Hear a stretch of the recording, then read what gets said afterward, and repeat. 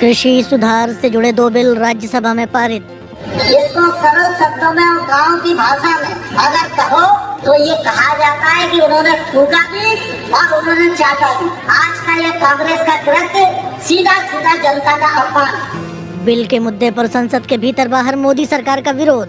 जुल्मी जब जब जुल्म करेगा सत्ता के गलियारों से, चप्पा चप्पा गूंज उठेगा इनकलाब के नारों से। सुनिए खास मुलाकात केंद्रीय शिक्षा मंत्री रमेश पोखरियाल निशंक के साथ।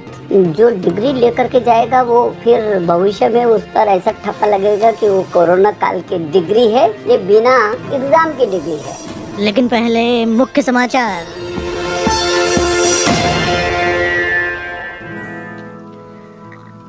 बीबीसी समाचार। कृषि सुधार से संबंधित 2 विधेयक राज्यसभा में ध्वनि मत से पारित हो गए हैं। इस दौरान विपक्ष ने जोरदार हंगामा किया। इन विधेयकों के पारित होने के बाद प्रधानमंत्री नरेंद्र मोदी ने ट्वीट किया और बताया कि न्यूनतम समर्थन मूल्य यानी एमएसपी की व्यवस्था जारी रहेगी। वहीं कांग्रेस नेता राहुल गांधी ने दोनों विधेयकों का विरोध करते हुए ट्वीट किया, जिसमें उन्होंने लिखा, मोदी जी किसानों को पूंजीपतियों का गुलाम बना रहे हैं, जिसे देश कभी सफल नहीं होने देगा। कृषि विधेयकों को लेकर पंजाब, हरियाणा और उत्तर प्रदेश समेत देश के कई हिस्सों में विरोध प्रदर्शन हुए हैं। कोरोना वायरस महामारी के बीच ब्रिटेन की सरकार ने कहा है कि अगर लोगों ने खुद को आइसोलेट नहीं किया तो उन पर 10,000 पाउंड तक का जुर्माना लगाया जा सकता है। भारतीय मुद्रा में ये रकम लगभग 9.5 लाख रुपए से ज्यादा होगी। ब्रितानी सरकार ने जो नियम बनाए हैं उसके मुताबिक अगर कोई व्यक्ति कोरोना पॉजिटिव निकलता है या किसी कोरोना पॉजिटिव से उनका कांटेक्ट ट्रेस होता है तो उन्हें खुद को हर हालत में अलग थलग करना होगा। ब्रिटेन में कोरोना संक्रमण के मामले तेजी से बढ़ रहे हैं, जिसकी वजह से नियमों को सख्त बनाया जा रहा है। भारत में पिछले 24 घंटे में कोरोना संक्रमण के 92,605 नए मामले सामने आए हैं और 1,133 लोगों की मौत हुई है। केंद्रीय स्वास्थ्य मंत्रालय ने बताया कि इसके साथ ही भारत में कोरोना संक्रमण के कुल मामले 55 लाख से आसपास पहुंच गए हैं। फिलहाल एक्टिव मामले 10 लाख से कुछ अधिक हैं। हालांकि 43 लाख से ज़्यादा लोग कोरोना संक्रमण के बाद ठीक भी हो चुके हैं। फ्रांस, ब्रिटेन और जर्मनी ने ईरान पर अंतर्राष्ट्रीय पाबंदियां दोबारा लगाने की अमेरिका की एकतरफा घोषणा को खारिज कर दिया है। फ्रांस, ब्रिटेन और जर्मनी का कहना है कि अमेरिका के इस एकतरफा फैसले का ईरान पर कोई असर नहीं होगा। इटली में नई सरकार को चुनने के लिए मतदान हो रहा है। इस साल की शुरुआत में कोरोना महामारी से जूझने के बाद इटली में ये पहला चुनाव है। चुनाव में सेंटर लेफ्ट गठबंधन और राइट विंग आमने सामने है। इटली में फिलहाल सेंटर लेफ्ट गठबंधन की सरकार है, जिसे इस बार कड़ी चुनौती मिलने की बात कही जा रही है। बीबीसी समाचार।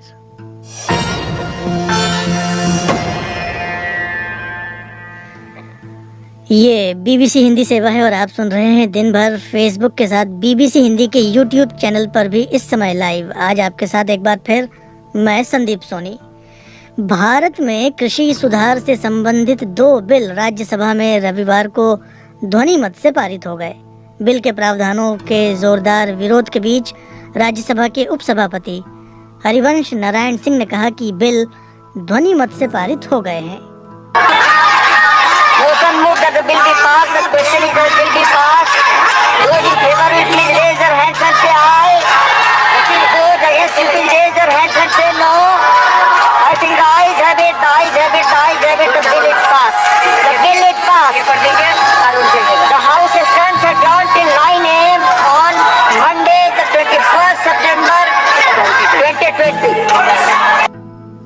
तो राज्यसभा की कार्यवाही सोमवार तक के लिए इसके साथ ही स्थगित हो गई। सदन से बाहर आकर भारतीय जनता पार्टी के अध्यक्ष जेपी नड्डा ने संवाददाताओं के इसके बारे में और जानकारी दी।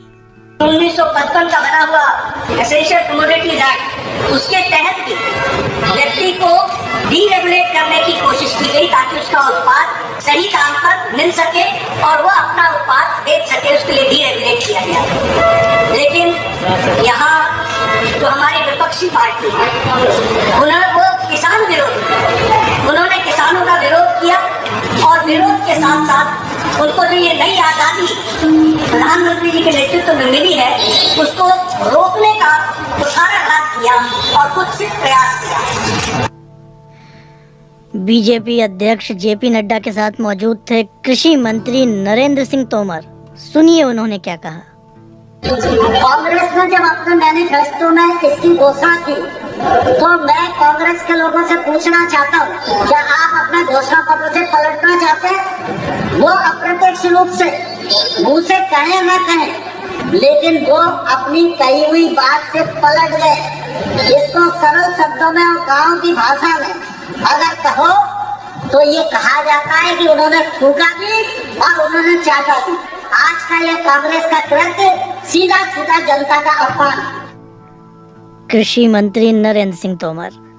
इस पूरे घटनाक्रम पर पंजाब से कांग्रेस के सांसद प्रताप सिंह बाजवा ने मोदी सरकार पर जल्दबाजी करने का आरोप लगाया और राज्यसभा के उपसभापति की भूमिका पर भी गंभीर सवाल खड़े किए। मैंने यही बात तोमर साहब को पूछी कि तोमर साहब पहले इस बात का जवाब दीजिए। 1 लाख आदमी आज हिंदुस्तानी जो कोरोना वायरस का शिकार हर रोज हो रहा है। चाइना जो है it is breathing down your neck. ये चोर दरवाजे से ये बिल लाने की जरूरत क्या थी? सारा देश तो जूझ रहा है कोरोना के साथ और चीन के साथ। आज आपको 73 साल ये बिल नहीं आए तो अगर 6 महीने और इंतजार हो जाता तो क्या था? सो ये बेसिकली समझ आई कि ये चाहते थे कि हालात का एडवांटेज ली और हालात का एडवांटेज आज देख लिया लेकर। ये डिप्टी चेयरमैन साहब से सभी ये कह रहे थे कि आप वोट करवाइए, डिवीजन मांग रहे थे। He was not willing to give a division. उस टाइम पर कांग्रेस और ऑपोजिशन के वोट जो थे वो बीजेपी के लोगों से ज्यादा थे। और जब इन्होंने ये असेसमेंट लगा ली कि अगर डिवीजन हुआ तो ये बिल्स गिर सकते हैं, गवर्नमेंट डिफीट हो सकती है, तो उन्होंने ये हंगामा उस वजह से हुआ। ये डिवीजन कर नहीं थे रहे, एमपीज उत्तेजित हो गए इस बात से और उसके बाद वॉइस वोट करवा दी। और वॉइस वोटिंग पर भी गिनती में तब बीजेपी के आदमी कम और ऑपोजिशन के ज्यादा। ये थे कांग्रेस सांसद प्रताप सिंह बाजवा। इससे पहले पश्चिम बंगाल से आने वाले तृणमूल पार्टी के सांसद डेरेक ओब्रायन राज्यसभा में विधेयक पर चर्चा के दौरान उपसभापति के आसन के नजदीक जाकर रूल बुक फाड़ते हुए नजर आए।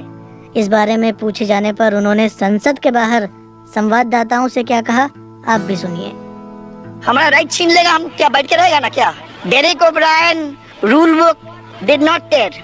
एक फुटेज हमको दिखाओ जो हम रूल बुक टेयर कर रहा है। हाँ, हम एमपी शिप छोड़ दूंगा, लेकिन चलो हम रूल बुक टेयर किया। रूल्स तो नहीं है तो रूल बुक लेके क्या होगा?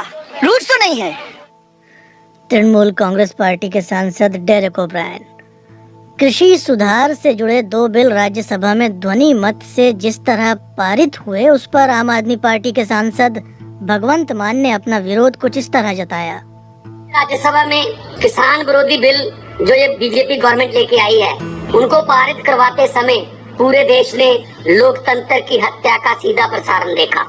राज्यसभा में सरकार के पास बहुमत नहीं है, लेकिन फिर भी उन्होंने वोटिंग नहीं करवाई, डिवीजन नहीं करवाया, सिर्फ ध्वनि मत से पारित किया गया। हालांकि विपक्ष ने बहुत हंगामा किया कि डिवीजन करवाया जाए, वोटिंग करवाई जाए, लेकिन सरकार पूंजीपतियों के हाथ देश की किसानी को बेचने की जिद पर अड़ी रही। अगर जो सांसद है वो संसद में, लोकसभा में या राज्यसभा में सवाल नहीं पूछ सकते, पीएम केयर फंड का हिसाब नहीं मांग सकते, और जहां पर सरकार अल्पमत में है राज्यसभा में वहां वोट भी नहीं कर सकते, तो फिर जो ये टाटा को नई पार्लियामेंट बनाने का 890 करोड़ का जो ठेका दिया है उस पार्लियामेंट का काम क्या रहेगा? फिर उसको बनाने का क्या फायदा हुआ? आम आदमी पार्टी के सांसद भगवंत मान। संसद के भीतर और संसद के बाहर आज जब ये घटनाक्रम हो रहा था तब संसद से दूर दिल्ली चंडीगढ़ नेशनल हाईवे पर पंजाब यूथ कांग्रेस के कार्यकर्ताओं ने किसानों के साथ मिलकर विरोध प्रदर्शन किया। उनका क्या कहना था, आप भी सुनिए। जुल्मी जब जुल्म करेगा सत्ता के गलियारों से, चप्पा चप्पा गूंज उठेगा इनकलाब के नारों से। आज जो युवा साथियों ने, पंजाब के वो अनखी योद्धों ने कि आज जो नरेंद्र मोदी की वो तानाशाही सरकार है उसके खिलाफ हल्ला बोला है। देखो, हम पार्टीबाजी बाद में है, पहले सभी किसान हैं, क्योंकि किसान ही है जो मजदूर का पेट भरता है, किसान ही है जो हमारे देश का, हमारे पंजाब का, हमारे दुनिया का अन्नदाता है। तो अगर वो मायूस है तो मैं समझता हूँ भी सिस्टम कैसे चलेगा। ये नरेंद्र मोदी की 56 इंच की छाती 6 इंच की है, यही विरोध है। किसान और किसान नेताओं की आवाज़। ये बिल लोकसभा में पहले ही पारित हो चुके हैं। राज्यसभा में पारित होने के बाद दस्तखत के लिए अब इन्हें राष्ट्रपति के पास भेजा गया है।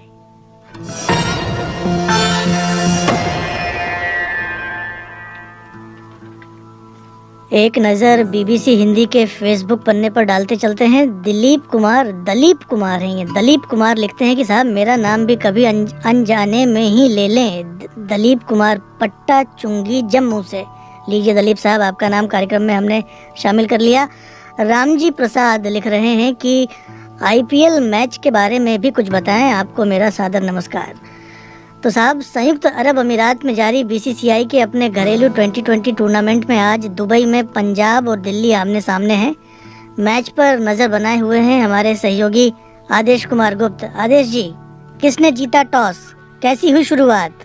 जी देखिए, शुरुआत तो पंजाब के लिए काफी अच्छी हो चुकी है, क्योंकि उनके कप्तान के राहुल ने टॉस जीता और पहले फील्डिंग करने का फैसला किया। और दिल्ली ने पृथ्वी शॉ और शिखर धवन के साथ बल्लेबाजी की शुरुआत की। जो दूसरा ओवर था उसमें कुछ इस तरह की गड़बड़ी हुई कि शिखर धवन कुछ कंफ्यूज हुए। उन्होंने मोहम्मद शमी की गेंद पर शॉट खेलने की कोशिश की, उसमें वो कामयाब तो नहीं रहे और विकेट के पीछे केएल राहुल से थोड़ा फंबल हुआ, गेंद उनके हाथों से फिसली और ऐसा लगा शिखर धवन को कि उन्हें रन लेने का मौका मिल सकता है, लेकिन सामने के छोर पर खड़े पृथ्वी शॉ ने कोई दिलचस्पी नहीं दिखाई। और इससे पहले कि शिखर धवन आधा रास्ता पार करने के बाद वापस मुड़ पाते, वो रन आउट हो गए। तो इस तरह से एक बहुत बड़ा झटका लगा दिल्ली को शुरुआत में ही, क्योंकि दिल्ली की बैटिंग लाइन की बात की जाए तो पृथ्वी शॉ, शिखर धवन, अब जबकि शिखर धवन आउट होकर पवेलियन लौट चुके हैं, शबनम एतमायर उनकी जगह आए हैं और उसके बाद है कप्तान श्रेयस अय्यर, ऋषभ पंत। तो यहाँ तक तो ऐसा लगता था कि जो दिल्ली की बल्लेबाजी है काफी मजबूत है, लेकिन अगर शुरुआत में ही कोई बैट्समैन रन आउट हो जाए तो जाहिर सी बात है कि जो टीम की रणनीति है 160 से लेकर 200 रन बनाने की, उसे एक बहुत बड़ा झटका लगता है और अब दिल्ली को एक काफी बड़ी साझेदारी की जरूरत होगी। आदेश जी, ये बताइए कि पहला झटका लगने के बाद जब आप टीम का जो ऑर्डर है उस पर नज़र डालते हैं तो पंजाब और दिल्ली की टीमें जो हैं उनमें किसका पलड़ा ज़्यादा भारी नज़र आता है खिलाड़ियों की क्षमता, दक्षता और अब तक के पुराने प्रदर्शन के हिसाब से? देखिए, यहाँ पर दुबई में जो मुकाबला हो रहा है, हालांकि काफी गर्मी मानी जा रही है, लेकिन विकेट जिस तरह की है उसमें काफी गति नजर आई है और जो शुरुआती गेंदबाजी की है, जिस तरह से यहाँ पर मोहम्मद शमी ने विकेट से फायदा मिला है, उन्हें शेल्डन कॉट्रेल ने भी काफी गति निकाली है, क्योंकि हमने देखा था कि पहले ओवर में जब उन्होंने कुछ गेंदें की तो काफी तेजी से निकली और जो पृथ्वी शॉ है उनका सामना कर रहे थे, उन्होंने कवर ड्राइव लगाने की कोशिश की, उन्होंने अपने शॉट को मिस किया, लेकिन गेंद इतनी तेजी से उनके बैट से कनेक्ट हुई कि वो एक अपर कट के रूप में थर्ड मैन बाउंड्री लाइन के बाहर बहुत तेजी से चली गई। तो आउटफील्ड भी काफी तेज है। तो कुल मिलाकर ये कहा जा सकता है कि दोनों टीमें जो कि काफी बराबरी पर नजर आ रही थी, वहाँ शुरुआती दौर में बाजी पंजाब ने मार दी। बहुत शुक्रिया आदेश जी, बहुत शुक्रिया। पाकिस्तान में लाहौर सियालकोट हाईवे पर बीते हफ्ते बलात्कार की घटना से आक्रोशित पाकिस्तान में अपराधियों को सरेआम फांसी पर लटकाने की मांग की जा रही है। वहीं पाकिस्तान की सरकार इस तरह के मामलों में कानून को ही बदल देना चाहती है। सुनिए पाकिस्तान से वरिष्ठ पत्रकार वस्तुल्लाह खान की साप्ताहिक डायरी। पिछले हफ्ते पाकिस्तान में लाहौर सियालकोट हाईवे पर सफ़र करने वाली जिस मां का उसी के 2 बच्चों के सामने बलात्कार हुआ, उस बारे में मैं आपको मूलभूत जानकारी पिछले ब्लॉग में दे चुका हूं। इस बीच रोज़ाना देश के किसी न किसी कोने से रेप की खबरें आ रही हैं, पर हाईवे रेप केस अब भी सोशल मीडिया पे टॉप ट्रेंड बना हुआ है और अपराधियों को खुलेआम फांसी देने की मांग बढ़ती जा रही है। और तो और खुद प्रधानमंत्री इमरान खान भी एक ताज़ा इंटरव्यू में सुझाव दे चुके हैं कि वो रेपिस्ट को सज़ा के तौर पे जीवन भर के लिए नपुंसक बनाने के हक में हैं। केंद्रीय मंत्रिमंडल भी एंटी रेप कानून में तब्दीली की सोच रहा है कि रेपिस्ट को चौक में लटकाया जाए या इंजेक्शन दे के नामर्द बना दिया जाए। मैं हमेशा से देखता आ रहा हूँ कि रेप की हर ऐसी भयानक घटना के बाद चारों तरफ एक आध हफ्ते के लिए चिल्ली पुकार मच जाती है। फांसी दो, जला डालो, लटका दो की आवाज़ें आती हैं और फिर अगली वारदात तक खामोशी छा जाती है। मगर जो करने के काम है उसमें सरकार समेत किसी को खास दिलचस्पी नहीं। जैसे ये कि स्कूल की किताबों में लड़कियों और औरतों को मर्द के बराबर इज्जत देने का सबक पढ़ाया जाए, बच्चों को बताया जाए कि गुड टच और बैड टच में कैसे पहचान की जा सकती है। मीडिया को ये तमीज़ सिखाई जाए कि जो ड्रामे टीवी पे चलते हैं उनमें टीआरपी उठाने के चक्कर में औरत को न गिराया जाए। इस वक्त रेप के हर 100 अपराधियों में से सिर्फ 4 को सज़ा मिलती है, बाकी 2-3 साल में ही छूट जाते हैं। खुलेआम फांसी देने या अपराधी को नपुंसक बनाने की खोखली मांगों या दावों से पहले पुलिस रिपोर्टिंग और अपराध की जांच के तरीकों को आधुनिक स्तर तक लाने में आखिर क्या अड़चन है? औरतों और बच्चों के खिलाफ होने वाले अपराधों की सुनवाई के लिए अलग कोर्ट्स बना के तेजी से फैसला करने से किसने रोका है? गवाहों को सुरक्षा राष्ट्र की जिम्मेदारी क्यों नहीं? अदालत रेप के शिकार बच्चों और औरतों को सुलह सफाई या कंप्रोमाइज़ पे मजबूर करने वाली पुलिस सियासी गुंडों और ताकतवरों से क्यों नहीं बचा पाती? और ऐसी किसी भी सुलह सफाई को मानने से जज आखिर क्यों इनकार नहीं करता? जिस दिन रेप के शिकार 100 औरतों और बच्चों में से कम 70 को इंसाफ मिलने लगा, उस दिन से रेप का ग्राफ कम होना शुरू हो जाएगा। सज़ा आप जितनी भी खौफनाक घोषित कर दें, लेकिन ये सज़ा देने की नौबत ही ना आए तो लंबी लंबी हाँकने से क्या फ़ायदा? 100 में से 96 अपराधियों का छूट जाना मगर सरेआम फांसी का नारा दरअसल बेपैदे की बाल्टी में पानी भरते रहने जैसा है। पाकिस्तान से वरिष्ठ पत्रकार वस्तुल्लाह खान की साप्ताहिक डायरी सुन रहे थे आप, और अब एक खास मुलाकात केंद्रीय शिक्षा मंत्री रमेश पोखरियाल निशंक के साथ। उनसे बात कर रही हैं बीबीसी संवाददाता सारिका सिंह।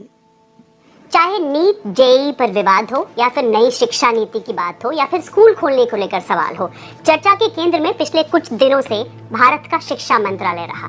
तो इन सारे सवालों के जवाब आज हम खुद शिक्षा मंत्री रमेश पोखरियाल निशंक जी से जान लेते हैं, जो हमारे साथ खुद ही हैं। जेईई और नीट एग्जाम्स को लेकर इतना विरोध हुआ, छात्रों ने विरोध किया, क्या आंदोलन हुए, सोशल मीडिया पर इसके लिए हैशटैग्स चले, लेकिन सरकार क्यों नहीं मानी?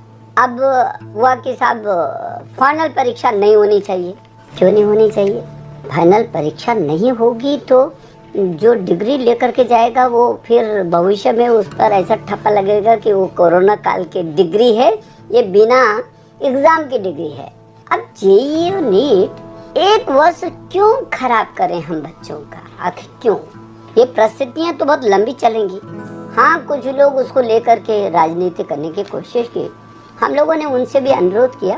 कुछ लोग सुप्रीम कोर्ट तक भी गए और एक बार गए, सुप्रीम कोर्ट ने उनकी याचिका को खारिज कर दिया। दोबारा फिर रिव्यू में गए और सुप्रीम कोर्ट ने साफ साफ कहा कि ये बात ठीक है कि ये संकट का काल है, समय है, लेकिन जिंदगी ठहर तो नहीं जाएगी। एक घटना ऐसी हुई जिसमें एक जो रिपोर्ट हमारे पास आई, बिहार के ही एक छात्र हैं संतोष कुमार, 24 घंटे का सफर करके परीक्षा केंद्र पर पहुंचे पर 10 मिनट लेट पहुंचे। ऐसे छात्रों का भविष्य क्या होगा? और खासतौर से ये बात हुई कि इस जो परीक्षाएं हुई नीट और जेईई की, इसमें एक तबके का सिर्फ ध्यान रखा गया और जो कुछ राज्य हैं जैसे बिहार और असम, उनके बच्चों का ध्यान नहीं रखा गया। नहीं, गलत है। ये बिल्कुल सिरे से खारिज कर रहा हूँ मैं आपकी इस बात को। इतना ध्यान रखा गया और ये राज्यों का काम था, इसलिए राज्यों के मुख्यमंत्रियों से मैं निरंतर निवेदन कर रहा था। बच्चे तो उन्हीं के राज्यों के हैं, तो उदाहरण के लिए छुट कोई हो सकता है, लेकिन 99.99% पूरे देश के अंदर अच्छा हुआ। लेकिन शिक्षा मंत्रालय के जो आंकड़े हैं उसी के हिसाब से 8,58,000 छात्र थे जिन्होंने एडमिट कार्ड डाउनलोड किया था, इसके लगभग बराबर थे, लेकिन सिर्फ 6.5 लाख के करीब आए परीक्षा देने। तो इसमें 2 लाख के करीब का गैप आता है। उन बच्चों का क्या होगा? संतोष कुमार जैसे छात्र का क्या होगा? ये आपको समझना पड़ेगा कि जिन्होंने उस समय किया होगा, निवेदन किया होगा, उसके और इसके बीच में राज्यों की बहुत सारी संयुक्त परीक्षाएं हुई जहाँ बच्चा निकल गया। तो बच्चा जो पढ़ रहा था उसने देनी थी परीक्षाएं। और जिस घटना की आप बात करें, यदि पीछे की समझ जाएं तो उससे ज्यादा ही घटनाएं हुई होंगी ऐसी परिस्थितियां। एक सवाल ये भी उठ रहा है कि परीक्षाएं जल्दी कराने से प्राइवेट प्लेयर्स को इससे फायदा पहुंचा है। तो मुझे मालूम नहीं कि कौन क्या सोच रहा है। मैं तो सिर्फ ये सोचता हूँ, मैं अपने बच्चे को देखता हूँ, मैं अपने देश को देखता हूँ, उसका भविष्य देखता हूँ। और उनको ये जवाब मिला, जो 90% बच्चे बैठे और जिन्होंने परीक्षा दी। अब बात कर लेते हैं अब शिक्षा नीति की। कई लोग ये कह रहे हैं कि नई शिक्षा नीति से शिक्षा का भारतीयकरण होगा, डीकोलोनाइजेशन होगा। पर फिर एक सवाल ये भी उठ रहा है कि क्या इससे शिक्षा का आरएसएसीकरण होगा? क्या आरएसएस का एजेंडा इसके बहाने लागू किया जा रहा है? कहाँ पर लागू है वो बताइए ना। ये भारत है, मैंने अभी कहा ना, ये नेशनल भी होगी, इंटरनेशनल भी होगी, ये इम्पैक्टफुल भी होगी और ये इंक्लूसिव भी होगी। उसको यदि कम समझ में आ रहा होगा किसी को तो उसको दोबारा पढ़ना चाहिए, मेरे सुझाव होगा। ये शिक्षा नीति निश्चित रूप में भारत केंद्रित होगी है, लेकिन ये अंतरराष्ट्रीय फलक पर उसके शिखर पर पहुंचने वाली नीति है। लेकिन फिर इसमें इंफ्रास्ट्रक्चर पर बात क्यों नहीं हुई? आज भी देश में ऐसे स्कूल हैं जहां बच्चे टिन की छत के नीचे पढ़ते हैं या पेड़ों के नीचे पढ़ते हैं। उसमें कई बीजेपी शासित राज्य भी हैं। अपने अपने राज्यों में उनको भी चिंता है, लेकिन आप पीछे के समय से देखेंगे और आज के समय में देखें तो जमीन आसमान का अंतर आपको नजर आएगा। तो इसलिए राज्य और केंद्र मिलकर के यदि कहीं भी कोई खाई है तो उनको तेजी से पाटेंगे। ये इस शिक्षा नीति में है। एक विवाद इससे जुड़ा ये भी हो रहा है कि राज्य ये कह रहे हैं कि उन पर हिंदी थोपी जा रही है। किस राज्य ने बोला? मेरे सामने तो आप पहली हैं जो आप ऐसा बोल रही है। हाँ, जरूर कुछ लोगों का पहले था कि नहीं, भाषा को थोपा नहीं जाना चाहिए, तो हमने थोपा ही नहीं। अपनी मातृ जो प्रारंभिक शिक्षा है उसकी मातृभाषा में हो और ऊपर तक जहाँ तक जो राज्य लेकर के जाना चाहता है वो लेकर जाए। हाँ, इसलिए हम 22 भारतीय भाषाओं को और सशक्त करने के पक्षधर हमेशा रहे हैं। तो किसी ने भी ऐसा कोई विरोध करना, कौन नहीं चाहेगा कि उसकी प्रदेश की भाषा जिंदी रहे। माँ बाप ही चाहते हैं कि उनके बच्चे जब बिल्कुल छोटे हों तब से अंग्रेजी बोलें। तो बहुत सारे माँ बाप ही नहीं चाहते होंगे शायद कि उनके बच्चे अंग्रेजी शुरू से ना पढ़े। वो आप लोगों ने, हम लोगों ने एक परिवेश बना दिया ना, ऐसा माहौल बना दिया कि अंग्रेजी के बिना, अंग्रेजी का तो कहीं विरोध है ही नहीं। तो ये जो बोल रहे हैं जरा दुनिया को देख करके बोलें तो ज्यादा अच्छा है। लेकिन ग्लोबल सिटीजन बनेंगे क्या बच्चे? क्यों नहीं बनेंगे? किसने कहा कैसे बनेंगे? मैं ये कह रहा हूँ, कौन रोक रहा है आपको? 2-3 भाषाओं मत रोको, उसको खुला मैदान दिया है, पूरी दुनिया की भाषाओं को सीखो ना। एक विवाद ये भी हो रहा है कि कहा जा रहा है कि नई शिक्षा की नीति के जरिए शिक्षा का जो कंट्रोल है वो केंद्र सरकार अपने हाथों में लेने की कोशिश कर रही है, जबकि शिक्षा फेडरल गवर्नमेंट का एक पार्ट होना चाहिए। यदि वो उच्चतर शिक्षा आयोग बनाया है तो वो तो हमने अपनी AICTE है, हमारा UGC है, हमारे एक शैक्षणिक अलग आयोग है, उन सबको इकट्ठा करके हम एक अम्ब्रेला के नीचे ला रहे हैं। आपको दिक्कत? लेकिन हमने इस नई शिक्षा नीति पर पूरी दुनिया की किसी भी नीति पर दुनिया का सबसे बड़ा परामर्श हुआ है। तो कोई कह ही नहीं सकता कि उनको नहीं पूछा या उनके सुझाव नहीं है या ये राज्यों की कोई सहभागिता नहीं है। नई शिक्षा नीति में बहुत सारी बातें की गई, जैसे न्यूट्रिशन की, स्टूडेंट सेफ्टी वेलबींग की, यूनिवर्सल एक्सेस की, शिक्षकों की संख्या बढ़ाना, क्वालिटी एजुकेशन। ये सब क्या 6% GDP का जो एलोकेशन है शिक्षा के लिए उसमें पूरा हो जाएगा? देखिए, ये राज्य और केंद्र मिल करके करेंगे और अभी तो विभिन्न राज्यों का काफी पीछे भी है। तो केंद्र और जब राज्य मिल करके करेंगे तो अपने आप ही उठेगा ये। ओवरऑल वेलबींग की बात हो रही है छात्रों के, लेकिन उनके intellectual freedom, freedom of speech, freedom of expression, इसका अधिकार कैसे मिलेगा? इसको बढ़ोतरी कैसे मिलेगी, बढ़ावा? इसके बारे में क्या है? पूरा मैदान तो खाली दे दिया उनको। उससे ज्यादा क्या फ्रीडम चाहिए? आप किसी भी विषय को ले सकते हैं। लेकिन फ्रीडम ऑफ स्पीच और फ्रीडम ऑफ एक्सप्रेशन का क्या? उसको कैसे बढ़ावा दिया जाएगा? Colleges, university. छात्र से क्या अपेक्षा कर रहे हैं? आप छात्र से क्या अपेक्षा कर रहे हैं? अच्छा पढ़े ना, अच्छा शोध करे, लेकिन वो एक्सप्रेस भी अच्छे से करे। हाँ, वो अच्छा करे ना। यदि वो शोध और अनुसंधान करे तो दुनिया को बताए कि मैं ये अनुसंधान कर रहा हूँ, और दुनिया के लोगों, उसके लिए तो ये सब कुछ हो रहा है कि वो पढ़ें और बताएं और दिखाएं। वो भाषण न दें, करें काम। क्या भाषण का अधिकार उनको नहीं मिलेगा? छोड़िए, भाषण की बात नहीं करो, मतलब विषय पर आप वहाँ मत लेकर के जाइए इस बात को। आप उसको लेकर, जहाँ तक शिक्षा की बात आप कर रहे हैं क्यों नहीं देते? हम तो प्रतियोगिता कराते हैं भाषणों की अपने बच्चों को। चलिए, अब सबसे बड़ा जो सवाल लोगों का है स्कूलों को लेकर, बहुत फिक्र हो रही है, उस पर जान लेते हैं कि क्या तैयारी हो रही है स्कूलों को खोलने की। मुझे लगता है कि स्वभाव की है, और जो बच्चा है, जैसे मैंने कहा कि हमारी पहली प्राथमिकता है बच्चे की सुरक्षा। लेकिन जब इन 25 करोड़ बच्चों को स्कूल में ले आना होगा, तो अभी क्या तैयार है भारत का शिक्षा मंत्रालय? देखिए, जैसी जैसी स्थितियां होंगी वैसी वैसी स्थितियों में हम लोग निर्णय ले भी रहे हैं। जैसे जैसे परिस्थितियां हैं, हमारा गृह मंत्रालय, स्वास्थ्य मंत्रालय, इन दोनों की मदद से हम लोग धीरे धीरे करके जैसे जैसी स्थितियां सामान्य होंगी वैसे वैसे निर्णय लेगी गवर्नमेंट। लेकिन चीन जैसे देश में, जहां 8 महीने पहले वुहान में शुरू हुआ, वहां लाखों छात्रों को वो स्कूल वापस ले आए हैं, तो फिर हमारे देश में ये भारत में कब मुमकिन हो पाएगा? बताया मैंने कि हम बच्चे की सुरक्षा हमारे लिए बहुत महत्वपूर्ण तो अभी है। कोई डेट नहीं सोच रही है और सरकार? बताए कि जैसे जैसे स्थिति, अभी देखिए हम परीक्षाओं से निकल रहे हैं। हमने जो लोग ये कहते थे हो ही नहीं सकता है, उन्होंने देखा ना हमने किया है। और अभी हम बच्चा घर पर ऐसा नहीं कि बैठा हुआ उसको पढ़ा रहे हैं हम, तो हमने बच्चे को बिल्कुल पकड़ा हुआ है। और जैसे स्थितियाँ सामान्य होंगी और अगर स्थिति इस साल सामान्य नहीं हुई तो क्या ये एश्योरेंस दिया जाएगा कि बच्चे का साल बर्बाद नहीं होगा और पढ़ाई पूरी बच्चे होगी? का साल तो हम बर्बाद कर ही नहीं रहे। हमने तो ताकत के साथ किया ना, प्रमाण भी दिए कि हम बच्चे का भविष्य को प्राथमिकता देते हैं और उसकी सुरक्षा को। उसका साल हमने बर्बाद कहाँ होने दिया, बताइए ना। ये थे केंद्रीय शिक्षा मंत्री रमेश पोखरियाल निशंक, और उनसे बात कर रही थी बीबीसी संवाददाता सारिका सिंह।